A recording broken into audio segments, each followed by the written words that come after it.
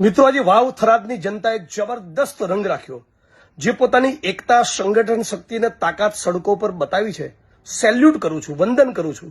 ગુજરાતની અંદર જે પ્રમાણે દારૂ અને ડ્રગ્સનો કાળો કારોબાર એ ભરડો લઈ ચૂક્યું છે, ગુજરાતની અનેક બેન દીકરી માતાઓને વિધવા બનાવી ચૂક્યું છે, ડ્રગ્સ યુવા પેઢીને બરબાદ કરી રહ્યું છે. આના મુદ્દેની એક કેમ્પેન, આના મુદ્દેના એક આંદોલનની શરૂઆત થરાદથી થઈ, અને એ છતાં મને એપ્રિશિએટ કરવાના બદલે જે પ્રમાણે બદનામ કરવામાં આવ્યો, એ મારી બદનામીની વિરુદ્ધમાં તમે પોતાને માઠું લાગ્યું હોય, તમારું પોતાનું અપમાન થયું, એ રીતે તમે જે પ્રમાણે મારા સમર્થનમાં રોડ ઉપર ઉતરી આવ્યા, સમગ્ર સર્વ સમાજના વાવ થરાદના લોકોને હું વંદન કરું છું, હું સેલ્યુટ કરું છું.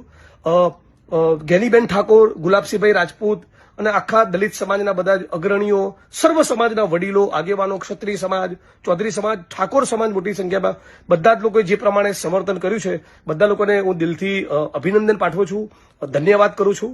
અને આ જ પ્રમાણે સાથે મળીને આપણે લડતા રહીશું અને આખું થરાદ, આખું બનાસકાંઠા, આખું ગુજરાત એ ડ્રગ્સ મુક્ત બને એના માટે પ્રયત્ન કરતા રહીશું. હવે વધુ એક તાકાતવાળો કાર્યક્રમ 6 ડિસેમ્બરે કરીશું. ડોક્ટર બાબા સાહેબ આંબેડકરનો નિર્વાણ દિન છે, એ દિવસે હું આવું છું ફરી એકવાર થરાદ. તો ફરી એકવાર મોટો મોરચા માટે તૈયાર થઈ જાઓ, ફરી એકવાર તાકાત બતાવીએ, ફરી એકવાર સંગઠન શક્તિ બતાવીએ.